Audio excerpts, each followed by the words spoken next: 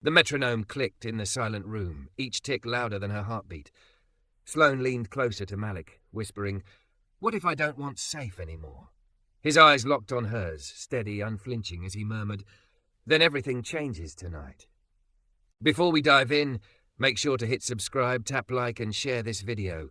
The more voices we reach, the louder these stories become.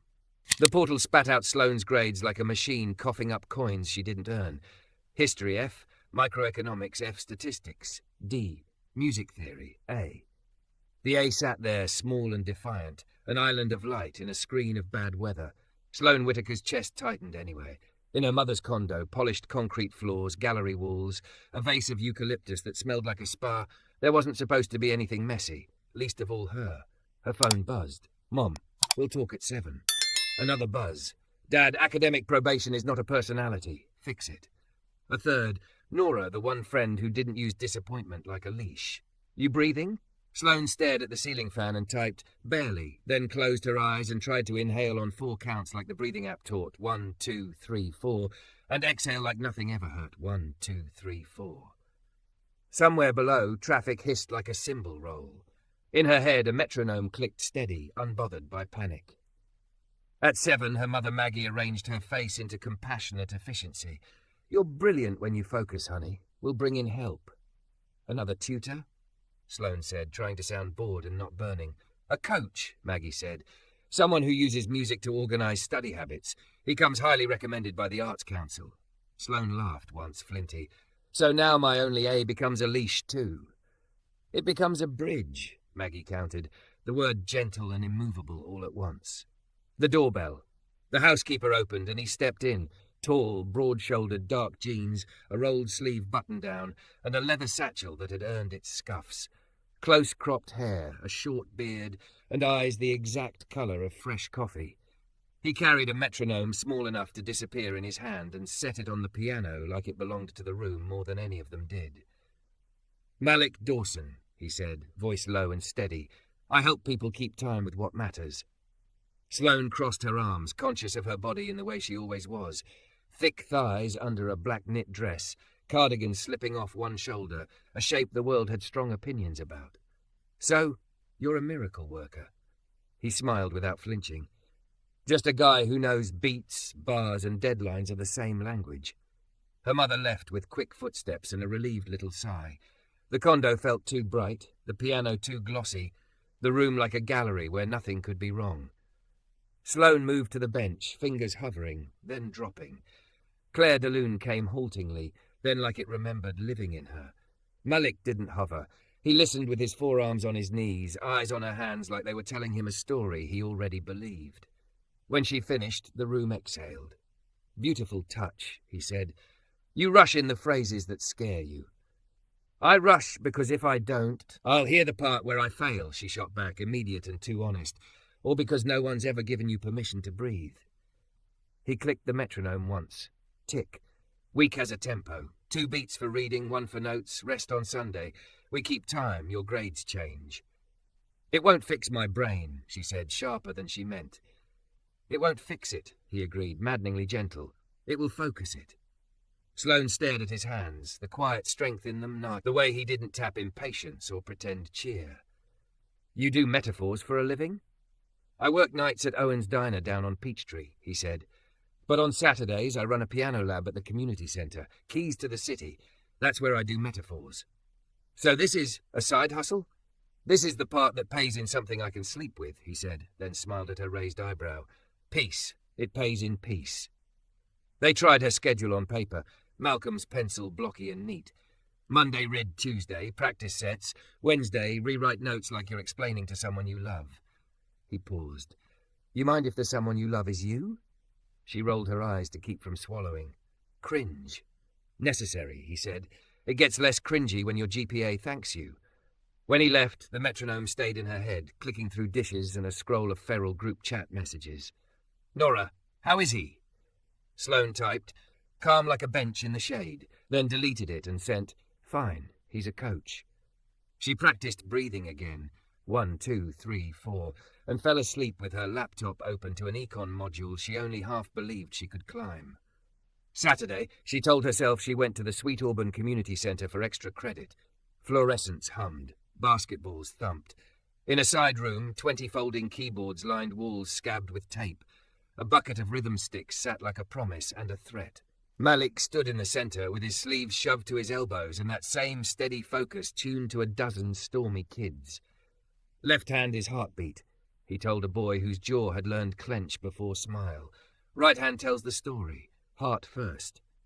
He tapped a slow 4 on the full board. The boy's shoulders dropped like a curtain coming down, and the first tentatively true sound lifted out of plastic keys. A girl scowled at a stubborn C like it had personally betrayed her. Malik knelt. Try this. He set the metronome. Every click is a step on the belt line. If you can walk it, you can play it. The girl squinted, walked, played, and then blinked at her hands like they had pulled a rabbit from a hat. Sloane hovered in the doorway until a small girl patted the bench next to an empty keyboard with royal expectation. You sit, the girl said. I'm just here to... Sloane's protest dissolved under those eyes. She sat. She pulsed quarters with her left hand, the little girl's fist landing with fierce concentration on beat 2 like a snare drum with a vendetta. Malik glanced over, a flicker of warmth breaking his professional composure. He nodded once, and Sloane felt it land like approval she didn't have to earn with straight lines. After class, Malik stacked stools into shaky towers with an ease that said he did this every week. You kept time like a champ, he said. I counted like you told me. She hesitated. You're different here. I'm the same. You're seeing more measures. He tipped his head toward the sound of a sax bleeding into hallway air from somewhere unseen. Hungry? The cafe makes a respectable pour-over, she said, surprising them both. They walked under a mural of John Lewis, history painted in colours that made the sky look like it was trying harder. At the corner stand, they drank coffee out of cups that burned fingers and made the world taste less like tin. Sloane told him about the way her father spoke in spreadsheets and her mother in event plans. He told her about the diner, the graveyard shift that taught patience, and the way tips rhyme with rain, threat, relief, never promised.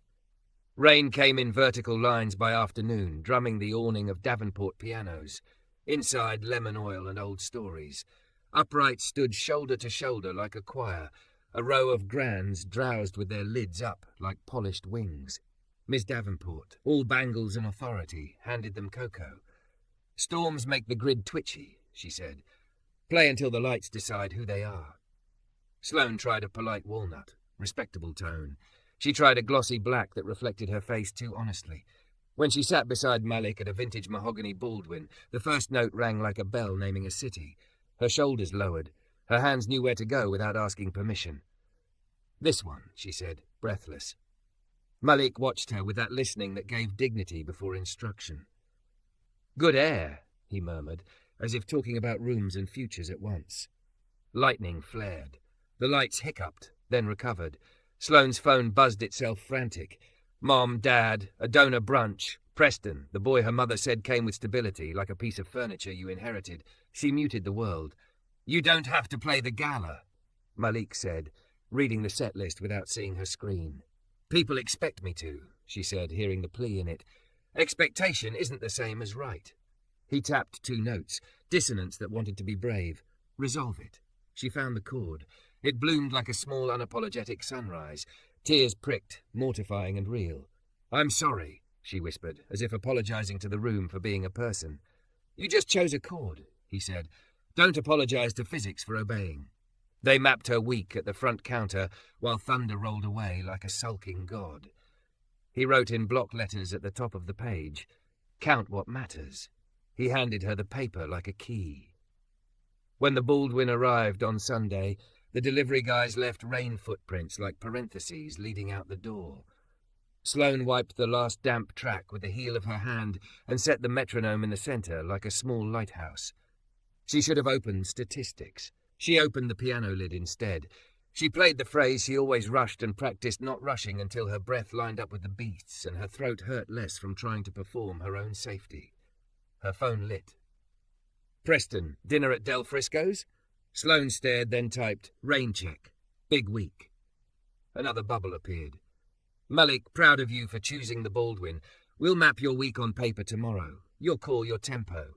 She read the words 3 times. Your call, your tempo. The room seemed to widen.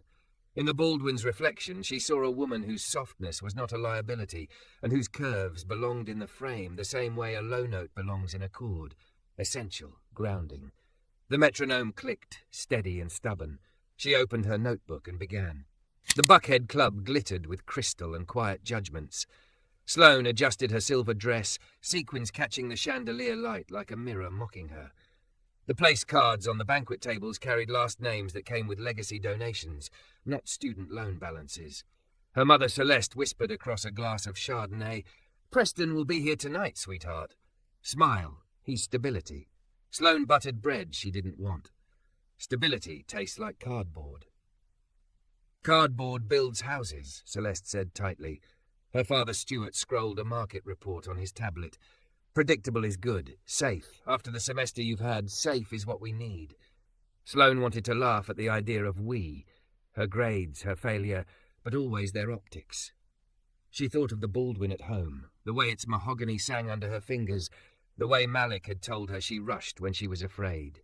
She thought of him pausing the world with a click of a metronome and the permission that had felt like oxygen. Preston arrived like a suit advertisement, navy-tailored to his lean frame, smile polished, handshake firm.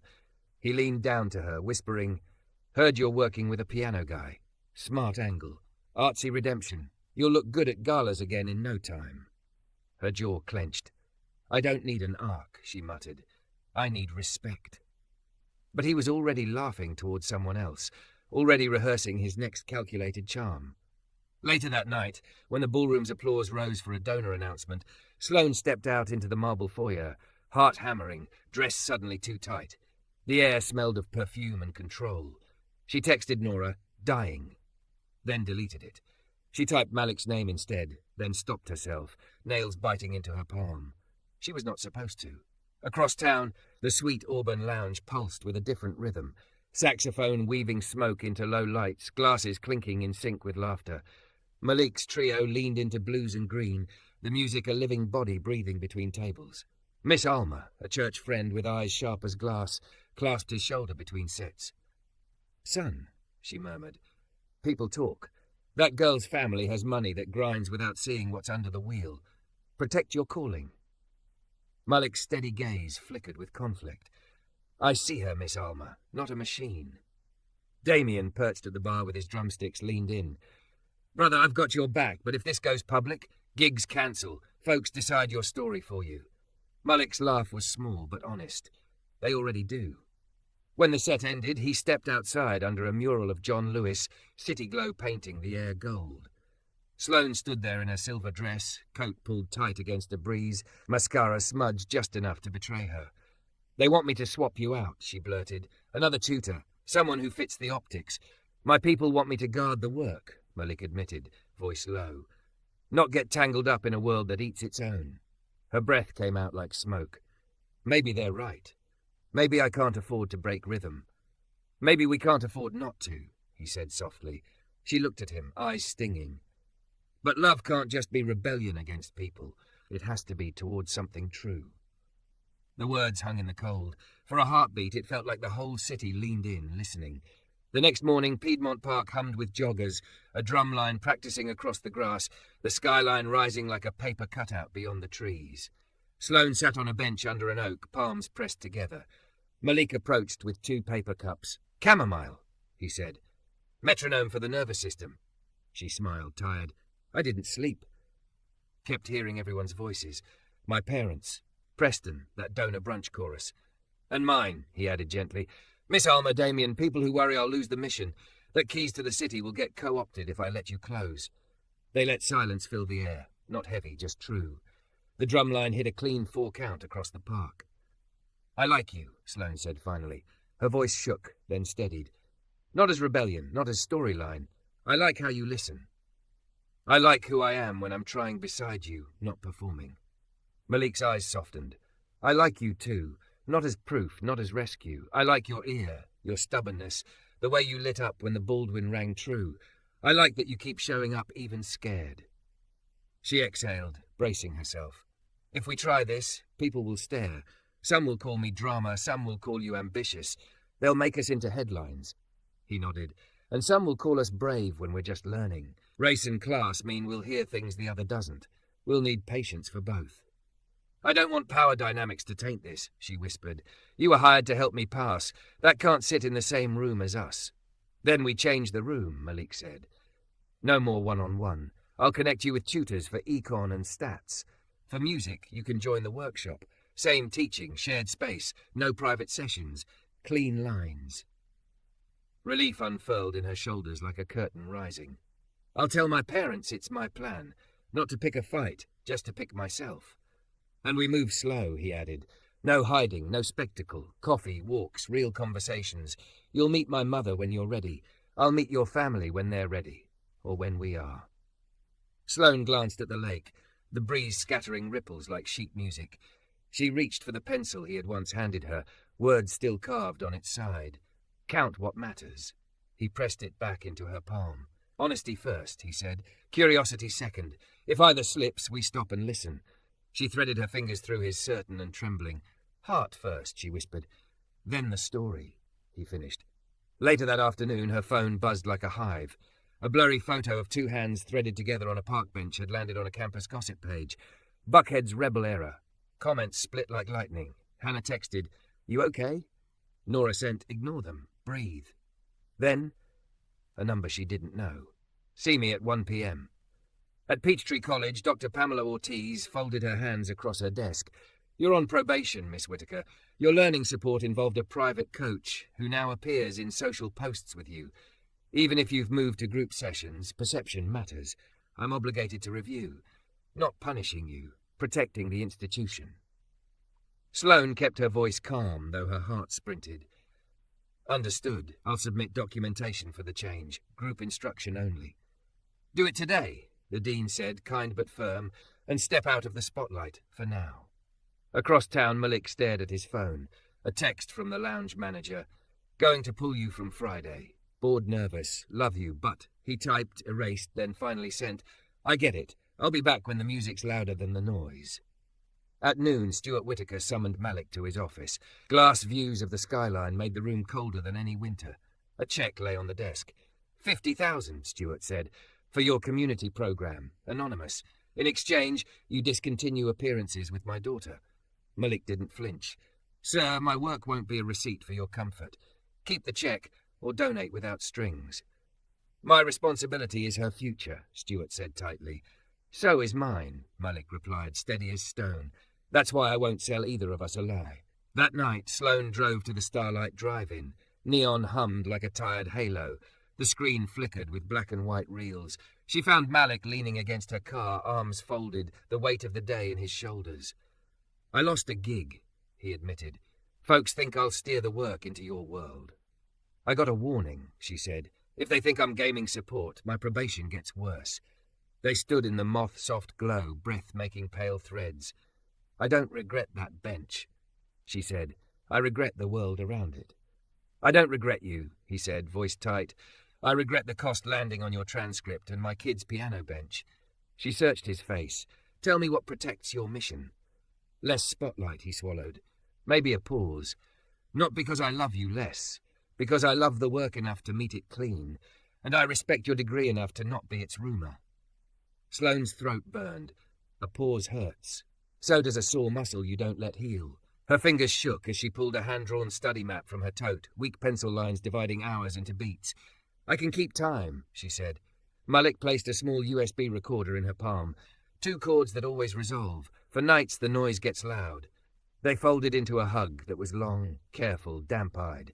Not hiding, not spectacle. Just 2 people standing with hearts aching. "Heart first," she whispered into his shoulder. "Then the story," he answered. The drive-in screen glowed on, indifferent. Somewhere beyond the neon, a metronome clicked, stubborn and steady, counting them both into silence.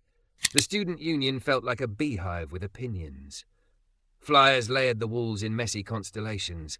A microphone on a collapsible stand waited at center, and the air carried that charged, pre-thunder hush that meant someone's honesty was about to make the room choose a side.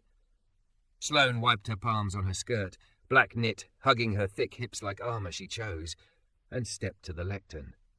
Dean Ortiz stood near the aisle, arms folded, watchful and not unkind. "My name is Sloane Whitaker," she said, voice steady enough to surprise her. "I'm on academic probation. I failed classes I didn't know how to hear. Music I understood. I'm moving from private coaching to group instruction at Keys to the City. My grades will be evaluated on work, not whispers, and I won't let rumours shame me out of what helps me learn or who I care about. Integrity isn't an optic, it's a rhythm." A low ripple rose, then hands came together. Hannah, then a cluster of students sick of gossip pages conducting their days. Someone shouted, "Keep time, Sloane," and laughter unspooled the tension just enough to breathe. Dean Ortiz nodded once, a small signal. Paperwork received, accountability seen. By evening, Buckhead smelled like lemon polish and legacy. Stewart waited in his office. Glass, steel, the skyline turned to a trophy behind him. A check lay on the desk, still unsigned. 50,000 had the weight of a door trying to seduce itself into being a wall. "I heard you spoke," he said. "I did." Sloane didn't sit. She placed the check back in its envelope and slid it across. "If you want to support Keys to the City, do it because kids deserve pianos, not because you want to edit me out of your portfolio." "I'm trying to protect you," he said, jaw a tight line drawn with a ruler. "Protection that demands my silence is PR," she said softly, "not love." Celeste lingered in the doorway, pearls catching lamplight. "People can be cruel, Sloane." "They can," Sloane said, "so we can be kind and brave. Those are options too." Stewart's posture slipped a fraction. "What if your kindness puts you in a headline that harms your future?" "Then my bravery will make it a headline I can stand in," she answered, surprised by her own precision. "And my work, my grades will hold." Across town, fluorescent hum and scuffed linoleum, the sweet Auburn Community Centre after hours. Malik, Miss Alma, and Damien sat around a folding table with paper cups and a stack of forms that looked like they'd printed on a stubborn faith in small fonts. "Firewall," Malik said, tapping a typed sheet. "No private tutoring for Sloane. Clear conflict of interest policy. Community board oversight for any donor engagement. We keep the mission clean even if folks throw mud." Miss Alma's smile was all pride and flint. "That's a backbone, son." Damien drummed a brush pattern against the tabletop. "Also means turning down easy money when it smells like leash." "We don't do leashes," Malik said. "We do metronomes." They took the kids outside at dusk with an armory of plastic chairs. Keys to the City gave a sidewalk concert on a cracked stoop. Simple songs, strong hearts. Neighbours paused with grocery bags. A woman in scrubs leaned against a tree and exhaled for the first time all day. When Jamal, the teen who swore he wasn't good at school but could maybe be good at showing up, hit the chorus of "Lean on Me," the block didn't ask permission. It just answered. Porches hummed yes. Windows cracked to listen. A boy in a Spider-Man hoodie conducted with both hands like the air needed help finding the beat. Sloane turned the corner and stopped, breath caught on the sight of Malik counting them in, calm as a lighthouse. She hovered at the back, not wanting to pull focus, not wanting to be the story. When the last chord faded, Malik looked up as if he'd felt her the way you feel weather. He excused himself and stepped down, towel over one shoulder, sweat at his temples, the work on him in a way that made him more himself. "I'm choosing you," she said, voice low but clear. "Not as rebellion, as truth. Group lessons only, boundaries tight. But I won't pretend I don't want the life that happens when you're near." Something unclenched in him. "I'm choosing you too. I'll take the gigs that vanish, the friends who worry. I'll take the slow road if it's ours." They threaded fingers, no hiding, no spectacle, just streetlight and breath and an agreement whispered like prayer in a city that chronicled everything, even quiet vows. The next week sharpened into a rhythm of effort. Mornings, Sloane carved her hours into measures, reading on a slow 4, problem sets on an 8 broken into easy pairs, notes rewritten like she was teaching someone she promised not to abandon. Afternoons, she sat on the Baldwin and practiced not rushing the phrases that scared her, then carried that practice into statistics until the numbers felt less like an ambush and more like a stubborn melody finally letting her in.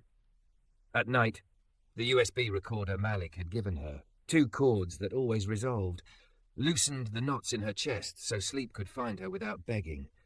Gossip did what gossip does, burned fast, then got bored, then mutated. Buckhead's rebel era turned into Girl with a Metronome, then into a meme of Sloane's hand holding a pencil with Count What Matters etched in block letters. She didn't share it, didn't comment, didn't flinch.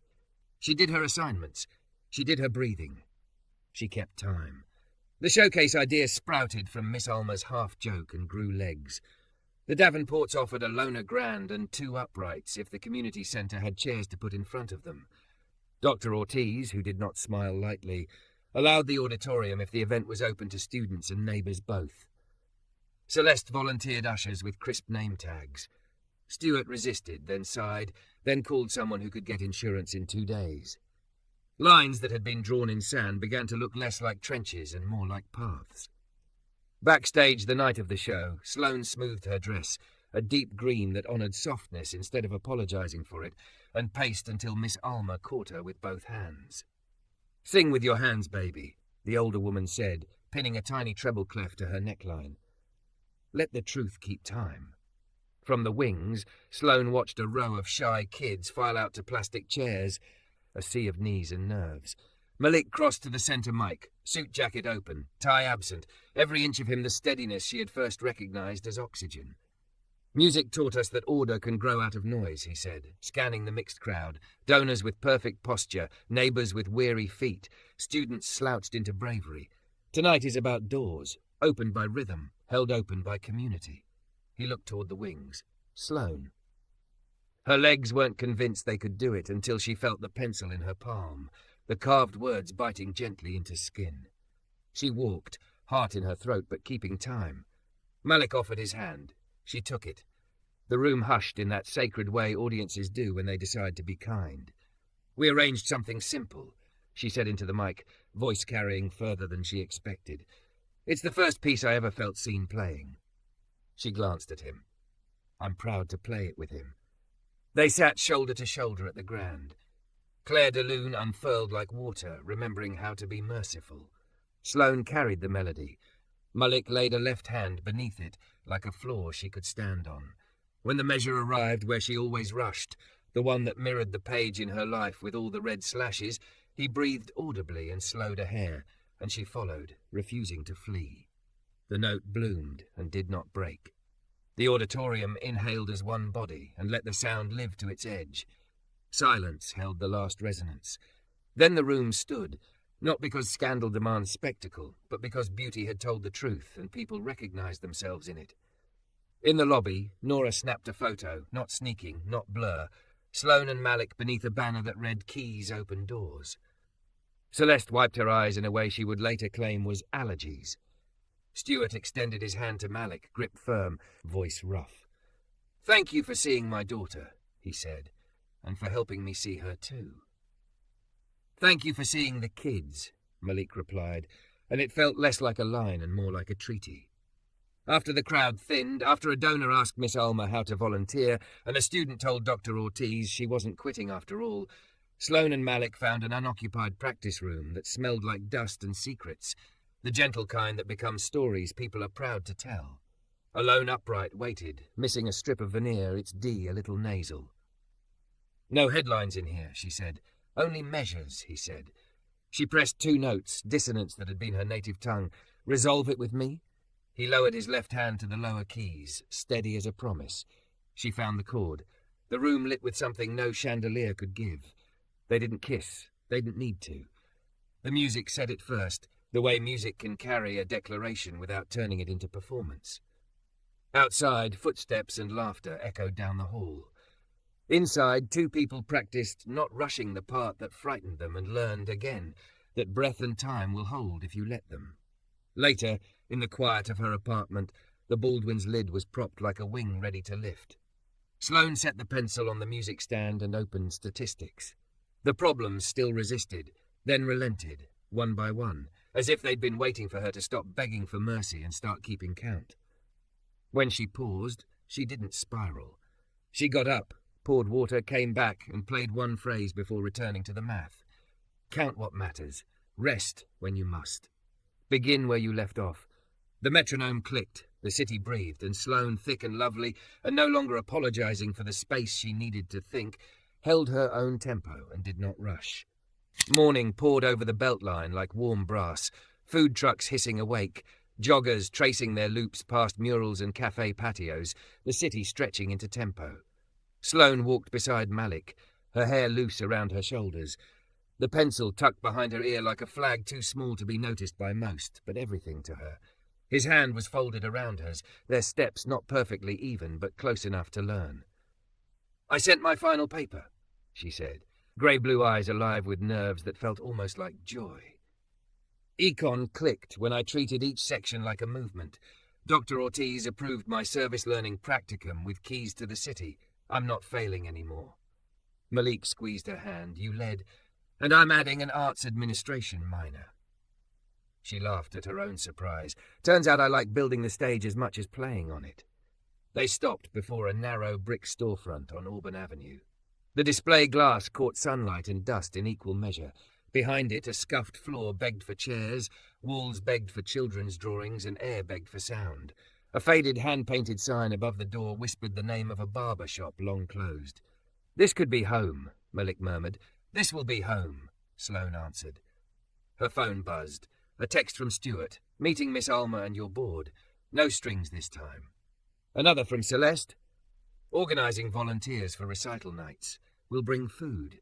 Nora had already sent a flyer mock-up. Neon letters, keys to the city, opening night. "The Davenports called it Dawn," Malik said softly. "They've got a rebuilt upright waiting for us." "Damien says the trio will play on Saturdays if we pay in tacos," she added, grinning. "Tacos are a currency," he said, smiling back. They stood quiet, listening to the hum of Auburn Avenue. Cars idled at lights. A woman pushed a stroller. A man sold oranges from a cart, and it all felt like accompaniment rather than interruption. "Our story doesn't fix everything," Sloane said, "but it changed me. It changed how I see my life, how I see you, and maybe it changes the way some people look at us." "It changed me too," Malik said. "I used to think protecting the work meant shrinking my heart. Now I know it means expanding the room." A neighbour paused on the sidewalk, a bag of oranges in one hand. "You're opening a music place?" she asked, eyes kind. "About time. This block needs more songs." Sloane smiled, cheeks warm. "You'll be our first guest." The woman nodded and kept walking, humming under her breath, as if the promise had already entered her body.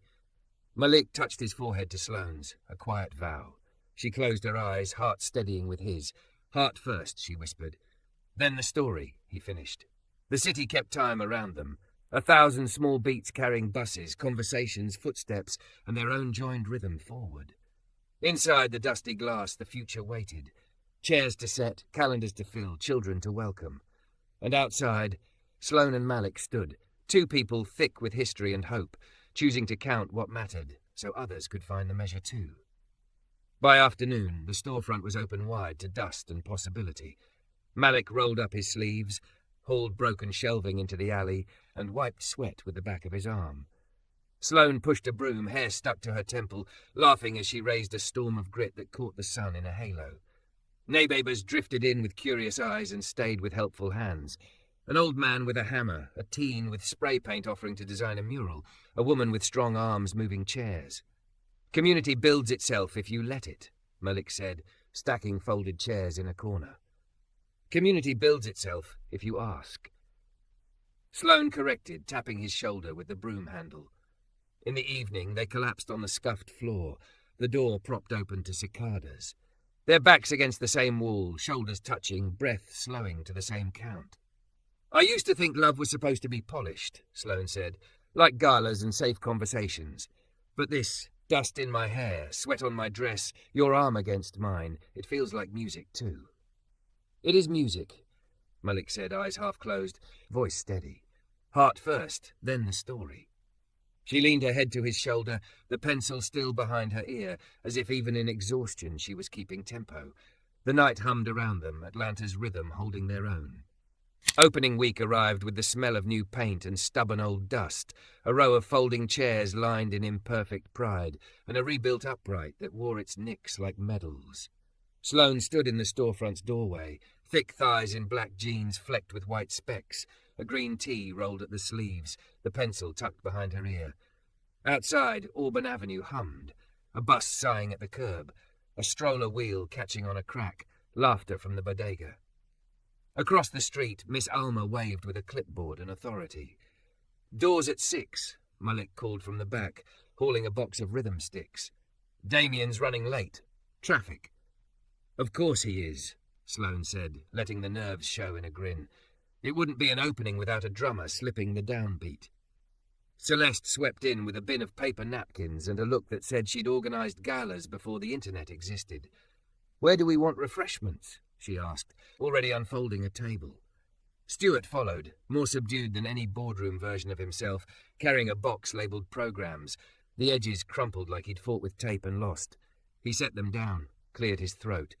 "I kept the donation unrestricted," he said, not quite meeting Malik's eyes. "The board you set will decide. No strings." Malik nodded, warmth and caution in the same small motion. "Thank you." "Thank you," Sloane echoed, softer, less diplomatic. Stuart's gaze flicked to her, and the tightness around his mouth eased. The Davenports arrived with a dolly and a knowing smile. "This old upright sings," Mr. Davenport said, patting the wood. "Keep her humidified and loved." "We can do loved," Sloane said. "Humidity is a work in progress." By 5:30, the room felt like a lung-filling. Neighbours, students in hoodies, donors in crisp jackets, all breathing the same anticipation. A teen tapped a nervous beat against his thigh. A grandmother in sequins claimed the front row with backpack and fan. Nora hugged Sloane in a tangle of tote bags and excitement. "I printed the volunteer sign-up," she said, thrusting a clipboard, "and the banner. Don't freak out." The banner unfurled from tape and hope. Keys to the city in hand-painted letters crooked enough to be honest. Sloane laughed, the sound catching and releasing the knot in her chest. At 6 exactly, the power stuttered. The overheads blinked, then dimmed to a moody glow that wasn't part of anyone's plan. A chorus of "Oh no" went up like a flock taking off. "Grid's touchy on storm days," Mr. Davenport said from the back, already peering at a fuse box they didn't own. Sloane's body remembered every ballroom panic, every optic managed into silence. She looked at Malik. He looked at her. The room waited. "We don't need electricity to keep time," he said, voice level, pitched to carry. "We've got hands, feet, voices, and good wood." He rapped a knuckle on the upright's lid. "She'll do." Damien burst in, panting, snare under one arm, brushes in his back pocket. "Did I miss the apocalypse?" "Only the usual," Malik said. He stepped to the centre. No mic to hold, no amp to hide behind. "Family, we said order can grow out of noise. Consider this a generous demonstration." Laughter snapped the tensioned spine. Miss Alma clapped an offbeat twice and then started a slow 4 with her palms. Sloane joined, 1, 2, 3, 4, and the room obeyed like it had been waiting for permission. Damien's brushes whispered on the snare. The upright held pitch like a stubborn friend who refuses to be dragged off key. The block sound drifted in, a toddler's squeal, a car stereo humming a distant bass, a stray dog's bark as counterpoint. Jamal, the boy who once said he wasn't good at school, stood, chest heaving with the courage it takes to be seen and not swallowed. He came to the front, hands shaking, and placed his fingers on the keys. Malik nodded. "Heart first." Jamal played the first bar. It wobbled, then steadied. He sang. The room answered. The door opened again and again and again. Latecomers, drawn by the noise, turned music. A woman set a bag of oranges on the snack table like an offering and found a seat.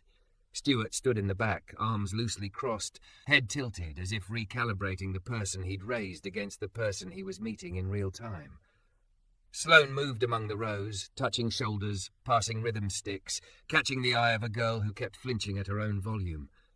"You're allowed to be heard," Sloane told her, low and certain, and the girl hit the next beat like it was a right, not a trespass. Between songs, Malik turned so his words ran to the edges of the room. "We built a firewall," he said. "Board oversight. No private tutoring when there's a conflict. We'll guard the mission like it's someone's last safe place, because sometimes that's exactly what it is." A man in a blazer raised his hand, earnest, not performative. "How do we help?" "Volunteer," Miss Alma said, not missing a beat. "Show up. Don't talk over. Don't rescue what you can empower." "Also tacos," Damien added. "We accept tacos." Laughter again, the good kind. The kind that makes breath easier for the anxious kid in the third row who thinks joy is something you have to earn. As twilight pushed blue against the windows and candles sprouted on the refreshment table like a cheerful rebellion against the grid, Sloane felt the room tilt toward a last thing, a tethering song, a vow without paperwork. She caught Malik's eye, then nodded toward the upright. He read her, he always read her, and stepped aside so she could sit at the center without apology. "My whole life," she said, running her fingers once across the keys before letting them settle, "I rushed the parts that scared me. Music taught me to breathe there instead." She looked at him. He placed his left hand on the lower keys, ready to be floor and thunder both. We arranged something simple. They began with silence, the kind that isn't empty but waiting. Sloane let the first phrase bloom, unhurried. When the measure arrived where her body used to sprint, she leaned into the breath they'd practiced and held. Malik's left hand landed like a heartbeat beneath hers, and the room felt it. How care can be rhythm, how love can be a tempo choice. Someone cried quietly. Someone else exhaled a laugh like a gasp turned inside out. When the last resonance rested in the wood, no one spoke too quickly. Even the street seemed to pause to see if the moment needed help standing. It didn't. The room rose, not in a roar but a steady swell that made Sloane's throat ache with the right kind of pressure. Stuart pushed through the cluster with Celeste holding his sleeve. He stopped in front of Malik, an old formality softening at the edges. "I was wrong," he said, voice rough, "about the strings, about safety. Thank you for seeing her as a person, not a statistic on a screen." Malik's smile was small and real. "Thank you for seeing these kids." Celeste kissed Sloane's forehead like she used to when fever broke at 2 a.m. "I signed up for Friday cleanup," she whispered. "I'll bring lemon bars." Nora snapped photos openly, the banner in the background, nobody hiding. "Caption ideas?" she asked. Sloane laughed, cheeks wet. "No slogans," she said. "Just time kept right." By the time the last chair folded, the candles were stubs and the power had found its way back like a late apology. The room looked bigger in the quiet. Malik locked the door and leaned his forehead to the glass where their future had first been imagined. Outside, Auburn Avenue stretched like a staff line begging for notes. "I signed the lease," he said, turning, a folded document creased with too many rereads. 6 months, then renewal if we prove we can carry it. Sloane took the paper, ran her finger over the cheap ink, the bolded dates, the landlord's stingy signature. "We'll carry it." "I know," he said. He tucked a strand of hair behind her ear, fingertips leaving a line of attention on her skin. "You terrified?" "Yes," she said, honest as a chord that won't resolve before it's ready, and steady. They stood in the middle of the scuffed floor and let the quiet fill the room like a first audience. He reached for her with the same patience he used to begin a measure, and she met him with the same certainty she gave to the notes that used to make her flinch. The kiss was unhurried, not a claim but a consent, shaped by every boundary they built and kept. When they parted, neither rushed to speak. "Tomorrow," she said, "morning lesson plans, afternoon grant drafts, evening mural sketches with the teens." "And we eat tacos between," he said. "And we rest," she added, tapping his chest once, slow, counting like a promise. Even God wrote a rest into the song. They sat on the floor with their backs to the upright, shoes off, bare feet against cool wood. Sloane looked at her toes and laughed, sudden and relieved. "I used to think my body was a problem to solve." "It's an instrument," he said simply. "One I'm honored to make room for." She leaned into him, curves unapologetic against his steadiness, and let the stillness name them. Outside, someone called goodnight. A bus released its last sigh. A police siren wailed far away and then quieted. She closed her eyes and felt the city's pulse align with the tiny click of the metronome she carried in her head. And somewhere in the back room, in a box they hadn't unpacked, the real metronome waited, small as a lighthouse, ready to mark whatever came next. Before they left, she wrote 3 words on the whiteboard for tomorrow's first class in block letters even the nervous could read. "Count what matters." She capped the marker, slid the pencil behind her ear, and found his hand. They flipped the lights, stepped into the warm night, and locked the door on the room they had made from dust and will. Auburn Avenue breathed. The banner in the window tilted in a small breeze as if nodding yes. They walked toward the corner where the taco truck idled, where neighbours already waved them forward, and their steps fell into a rhythm they didn't have to force. Heart first, then the story, and the road ahead keeping time with them as they went.